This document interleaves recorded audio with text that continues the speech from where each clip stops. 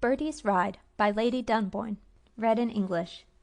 Here's a nice state of things. We have run short of candles for the tree, and of course the shops will be shut tomorrow and the day after. What is to be done? Almost anything else might have been managed in some way, but a Christmas tree in semi-darkness. Can anything more dismal be imagined? And Alice Chetwynd's usually bright face looks nearly as gloomy as the picture she has called up. "What's the row?" cries schoolboy Bertie, planting two good-natured if somewhat grubby hands on his sister's shoulders. "Alice in the dumps? That is something quite new. Can't you cut some big candles in two and stick them about? Here's Cousin Mildred. Ask her. She'll be sure to hit upon something." "No, don't bother her," whispers Alice, giving him a warning pat as a pretty girl some years older than themselves enters the room. "She is so disappointed at getting no letter again today. I am so sorry, for it has quite spoiled her Christmas. Hush, don't say I told you anything about it." "What mischief are you two children plotting?" Cousin Mildred tries to speak cheerily, and to turn her face so that they may not see any traces of tears about her pretty blue eyes, but there is a little quiver in her voice which betrays her. In a moment Alice's arm is round her neck, and Bertie is consoling her after his rough and ready fashion. "Cheer up, Cousin Milly. I'll bet anything you'll get a letter tomorrow." "I can't do that, Bertie, I'm afraid, for the postman doesn't come on Christmas Day."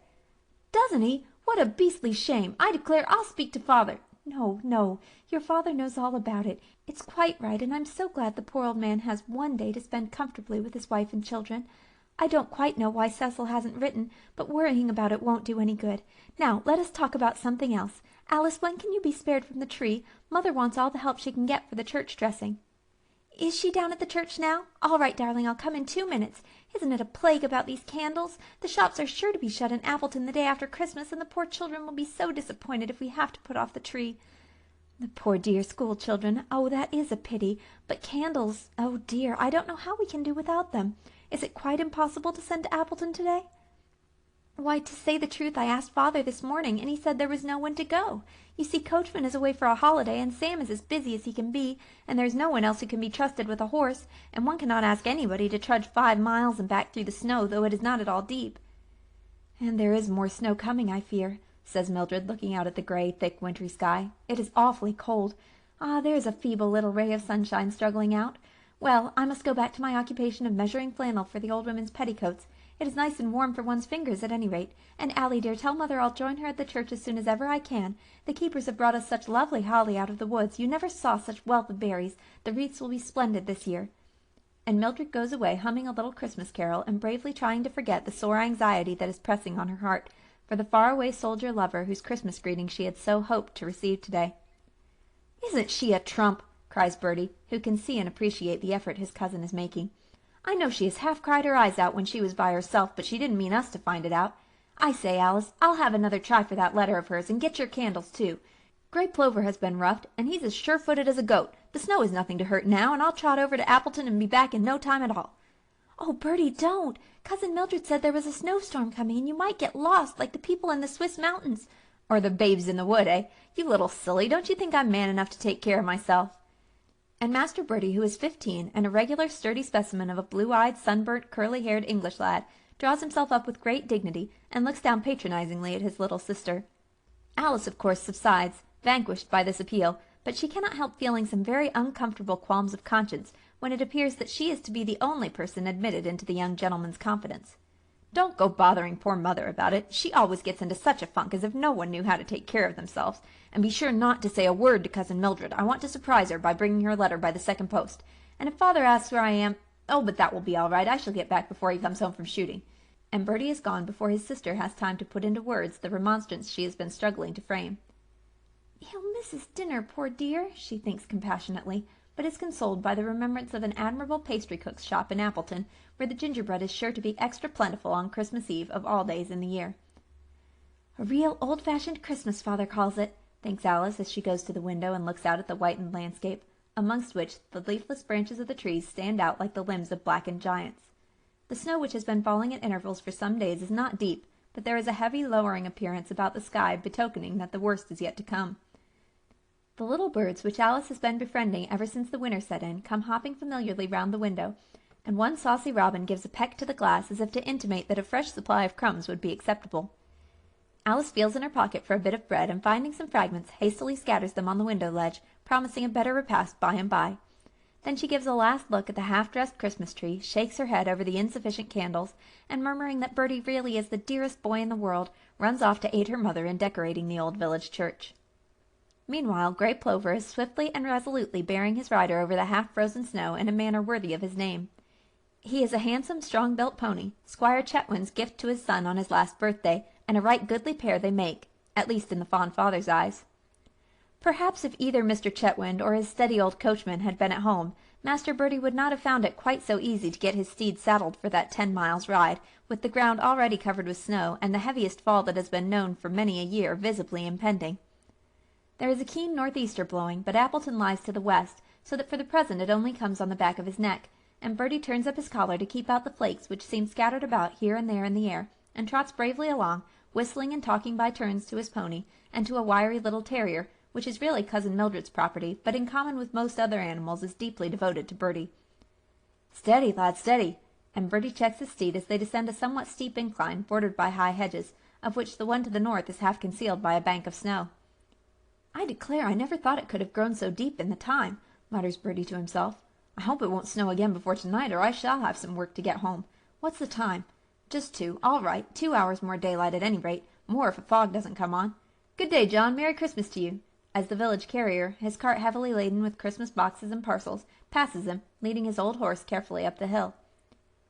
"The same to you, Master Bertie, and many of them. How be the Squire and Mrs. Chetwynd and—" "All well, thank you, John, but I can't stop to go through the list now. I've to get to Appleton and back as soon as I can."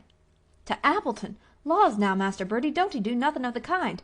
As sure as I'm alive there's awful weather coming, and you and that little pony will never get back if you don't mind." "Little pony indeed, John! Grey Plover is nearly 14 hands, and do you suppose I care for a snowstorm?" Old John points to the wall of grey cloud advancing steadily from the northeast. "You just look yonder, master. If that don't mean the worst storm that we have known for many a long year, my name's not John Salter. Well, then I must make all the more haste. If I don't turn up by church time tomorrow, you and old Moss will have to come and dig me out. Come along, Nettle," and whistling to the terrier, which has been exchanging salutations with the carrier's old half-bred collie, Bertie canters on. "I don't think I can find time to go home to luncheon," says Mrs. Chetwynd, casting an anxious eye round the half-decorated church, which presents a one-sided appearance, 2 columns being beautifully wreathed with glossy dark leaves and coral berries, shining laurel and graceful ivy, and the third as yet untouched. "Mildred, when you come back, will you and Alice bring me some biscuits, and I can eat them in the vestry? The daylight now is so short, and I think today is even darker than usual. We shall have to work very hard to get finished in time." "I'll stay with you," replies her cousin, "and Alice shall bring provisions for us both." And by this means the secret of Bertie's absence from the early dinner remains unobserved. It is snowing heavily as Alice, in fur cloak and snow boots, trips back to the church some quarter of a mile distant from her home. The girl is beginning to be very anxious about her brother, and sorely repents her extorted promise of secrecy as to his intentions. "We are getting on," says Mrs. Chetwynd, glancing round. "I wonder if your father will look in on his way back from shooting. I suppose Bertie must have gone to join him, as we have seen nothing of the boy. I hope they won't be late. The snow is getting quite deep." A hasty knocking at the church door makes Alice start and turn so pale that her cousin laughs at her for setting up nerves. Before, however, they can open it, the intruder makes his way in, and proves to be the stable helper, with a face so white and scared that the alarm is communicated to Mrs. Chetwynd. "Milly," she says faintly, "there's been some accident. Ask him, quick. Herbert's gun."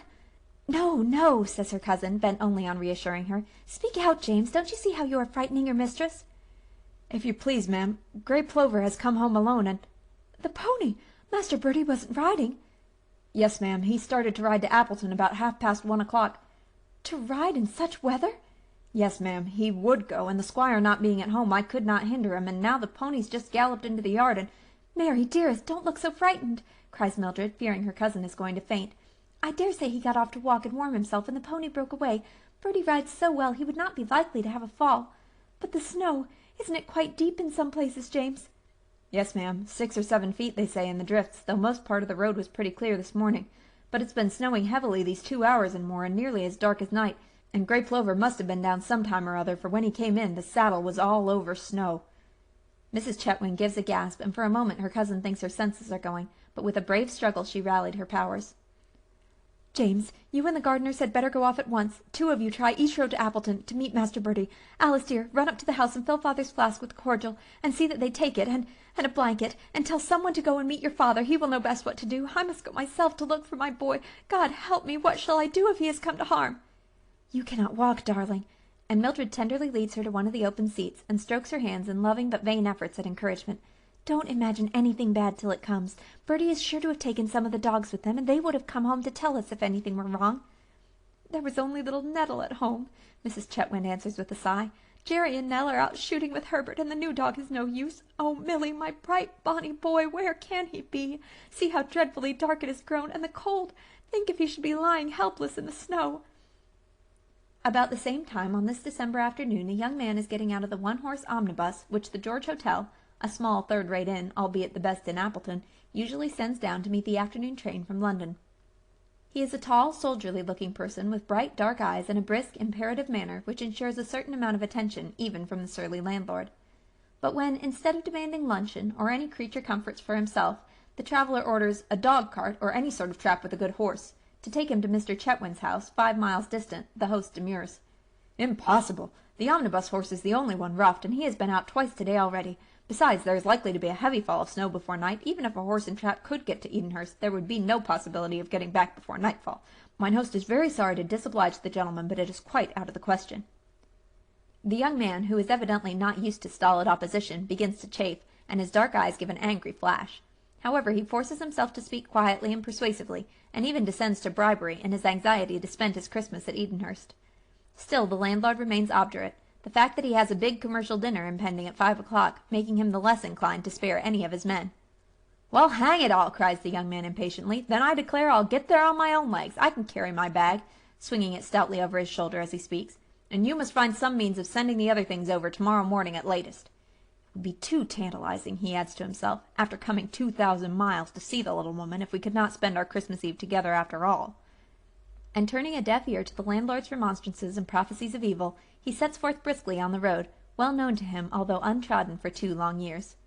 "Dear little soul," he's saying to himself as he strides through the snow, "what a surprise it'll be to her! I am half sorry now I did not write. Perhaps she'll be startled, but I don't believe in sudden joy hurting anyone. I wonder if she'll be altered. I hope not. The little face couldn't be sweeter than it was. And Herbert Chetwynd is a rare good fellow. What a welcome I shall get from him and his kind-hearted wife. It's almost worth toiling and broiling for 2 years in India to come home for such a Christmas. I wonder if that jolly pickled Bertie is much grown. Capital little companion he used to be, I remember. How far have I come?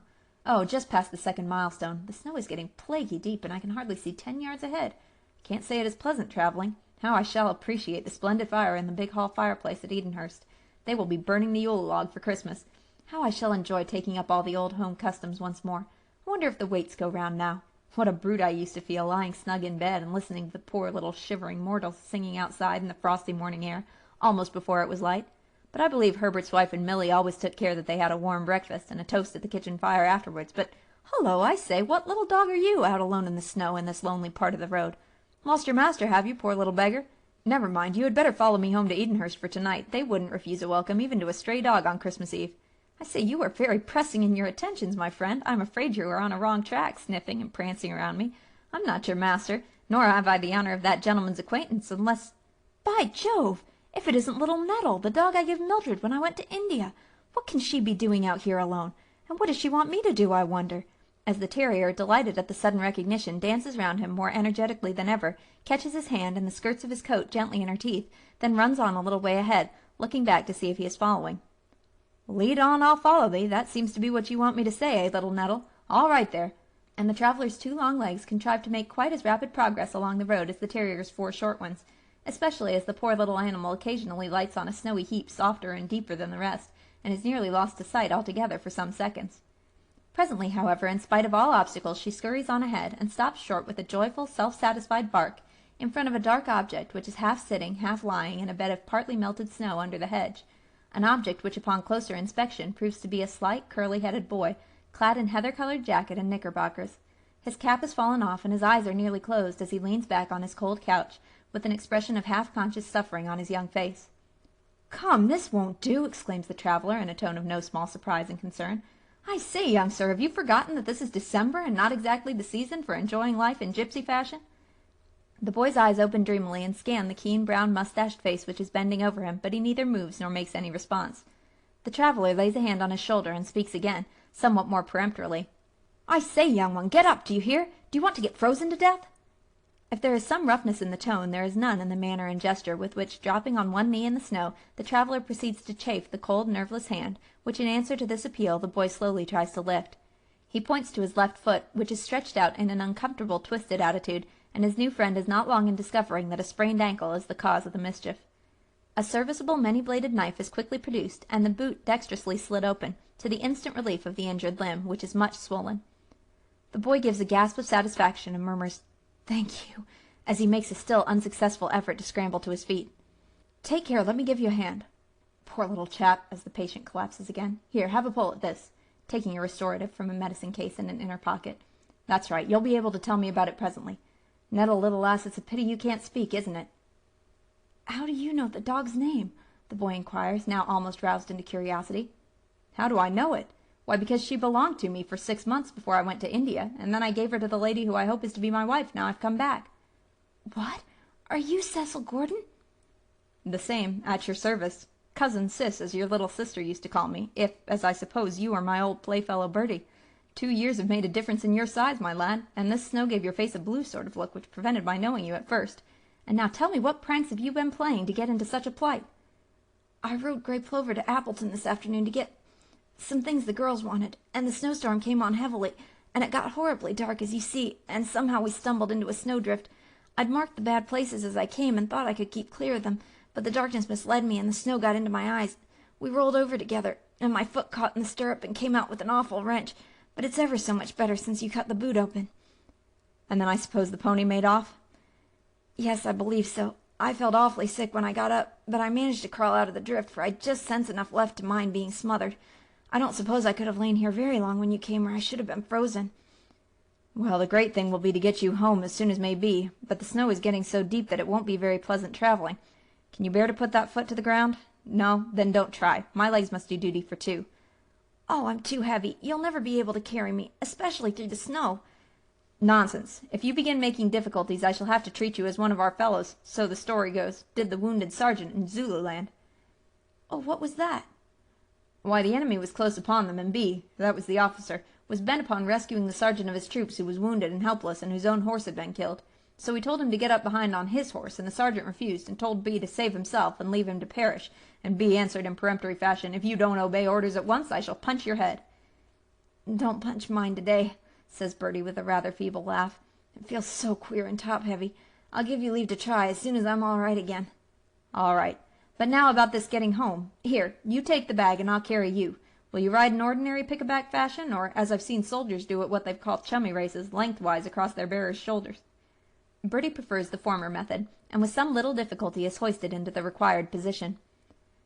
"How are they all at home?" asks Captain Gordon after they have advanced some little way in silence. "Very well, and very jolly. Only today Cousin Milly was out of spirits because—" "Well, what?" The tone is sharp and impatient. "Because you hadn't written, and she did so want a letter for Christmas, and I thought there might be one by the afternoon post. They do come then sometimes."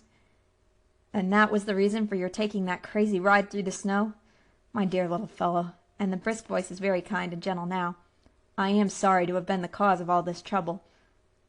"Oh, never mind. It was partly, too, to get Alice the candles she was bothering about for the Christmas tree. By the by, I hope they've not fallen out of my pocket. No, here they are, all right." "I'm afraid you found no letter at the post office after all. You see, the orders for home came to us rather suddenly, and when I found I could be in England as soon as a letter could reach, I didn't write. I am so sorry it happened so." "You had lots of real fighting among the Afghans, hadn't you?" "Yes, I'll tell you about it some day. Just now I want my breath for something more than talking. How deep the snow is between these high hedges." "Yes, if only we could get over into the fields it would be better. And there's a short-cut, too." "Can we find it?" "I'll try, but my head is so stupid somehow. Don't I hear someone whistling behind us?" As Bertie speaks, a young laboring man comes up to them, looks with some surprise at the pair, and answers with a surly grunt to Captain Gordon's inquiry as to the nearest way to Edenhurst. "Why, Jack, you can show us," cries Bertie impatiently. "There's a stile somewhere that leads right past your mother's cottage, and then we can get across Higgins's fields." "If there is a cottage, I shall be glad of 5 minutes' rest by the fireside," says Cecil, who is beginning to get decidedly blown. "I was just thinking what an awfully lonely road this was." "Jack Brown is a surly fellow," whispers Bertie in his ear, but not so low but that the man catches the last words. "Surely, and who wouldn't be, young master, I'd like to know, in my place? Didn't the squire have me up for poaching, and didn't I get 3 weeks in jail, along of snaring a few worthless pheasants? Much he or anyone would have cared if my old mother had starved the while." "For shame!" Bertie's wrath is making him quite energetic. "As if mother and Mildred didn't go to see the old woman nearly every day and make sure she wanted for nothing." "Well, well," interrupts Cecil, "don't rake up bygones on Christmas Eve of all days in the year. Forgive and forget. Peace and goodwill, that's what the bells always seem to me to be saying. I say, my friend, I'm sure your mother would be willing to let the young master sit by her fire for 5 minutes after he's nearly got himself killed, and buried too, riding to Appleton to do his sister and cousin a good turn." A shadow of a smile lurks on Jack's grim visage at this appeal, and he proceeds to lead the way across a difficult hog-backed stile, over which he helps to lift Bertie with more gentleness than might be expected. Then striding before them through the snow, which is more even and easy to wade through in the open field, he presently stops at the door of a little thatched cottage which is opened by a tidy old woman. Bertie is soon established in her own high-backed wooden chair by the fire, drinking hot, if somewhat hay-scented tea, and obtaining great relief from the attentions his friend is now better able to bestow upon the injured foot. Meanwhile, this is becoming a very sad Christmas Eve to the anxious watchers at Edenhurst. The squire has returned home, puzzled and half incredulous at the confused report of Master Bertie's disappearance which has reached him. But when the snow-soaked saddle and the riderless pony have been shown him, he too grows seriously alarmed, and without waiting to change his wet things, sets off in the direction of Appleton. Other messengers have already been dispatched, but the hours pass by and no news is obtained, no one happening to think of the short-cut and old Mrs. Brown's cottage. Even the bells are mute. The villagers cannot bear to ring them when their dear lady is in such trouble. She is trying hard to force herself to believe that nothing can be so very wrong. It is foolish to be so over-anxious. No one has any heart to carry on the joyous preparations for Christmas, in which Bertie usually bears an active part, but Mrs. Chetwynd will not let the poor people suffer, and their gifts of warm clothing and tea and sugar are all looked over and carefully ticketed by Mildred and Alice. Poor girls, they have little spirit for the work, but it is better for them than the dreary waiting which follows. At last Alice can bear it no longer. She throws a cloak round her and steals out into the avenue. The air is clearer now, and the snow has ceased to fall. The earth is covered with a brilliant white sheet, and overhead the wintry stars are shining out one by one in the deep blue vault.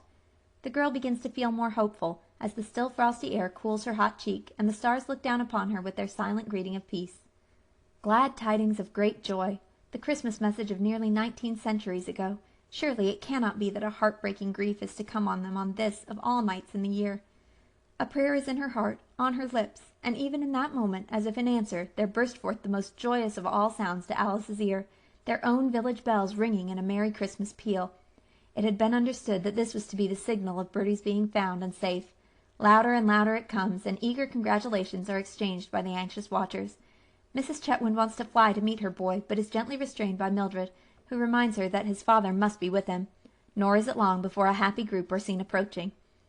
There is Bertie, who has insisted on putting his injured foot to the ground lest his mother should be frightened by seeing him carried, bravely hopping along with the aid of his father's strong arm, faithful little Nettle trotting close at his side, and Jack Brown, with whom the squire has shaken hands and exchanged a Merry Christmas, slouching behind. But who is the tall figure on Bertie's other side? Ah, Cousin Mildred knows, and well it is, perhaps, that the growing darkness throws a friendly veil over the joyous blushes and the happy, thankful tears that mark that meeting. End of Bertiesride by Lady Dunboyne.